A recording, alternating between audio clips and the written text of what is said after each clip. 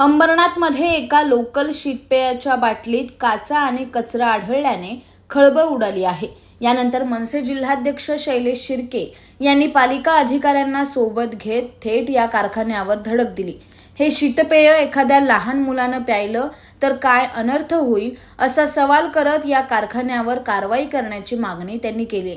बदलापूरच्या एका रिक्षाचालक असलेल्या मनसे कार्यकर्त्याने हे शीतपेय एका हातगाडीवर पिण्यासाठी घेतलं असता त्याला यात काचा आढळून आल्या।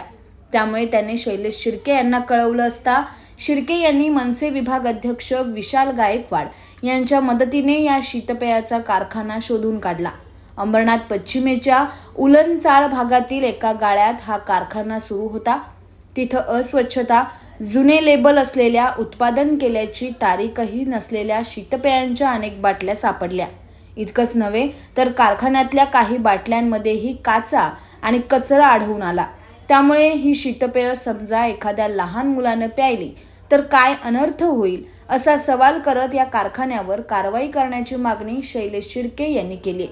तर कारखान्यात अस्वच्छता असल्याचं मान्य करत शीतपेयांचे नमुने अन्न औषध प्रशासनाला पाठवत असल्याची माहिती अंबरनाथ पालिकेचे स्वच्छता निरीक्षक विनीत पाटोळे यांनी दिली आहे। आज आमचे बदलापूरचे पदाधिकारी किरण भगत हे रिक्षा चालवतात। एका हातगाडीवर उभ्या असला त्यांनी ड्रिंक्स विकत घेतलं। त्या ड्रिंक्समध्ये काच आढळली। त्यांनी अजून 2 बाटल्या घेतल्या असतात, त्यांना त्यात घाण आढळली। तर त्यांनी मला फोन करून आमच्या ऑफिसला आले। ऑफिसला आल्यानंतर आम्ही इथला एक पदाधिकारी विशाल गायकवाड म्हणून त्याला फोन करून ती फॅक्टरी कुठे आहे म्हणून ॲड्रेस काढायला सांगितला।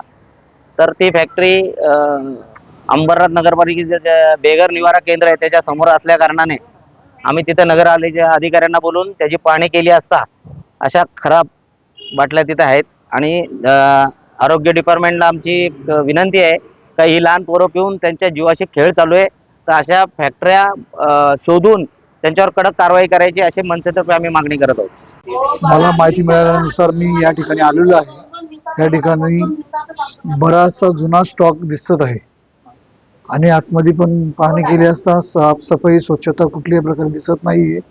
पण ज्या जुन्या बाटल्या आहेत त्यातल्या सॅम्पलसाठी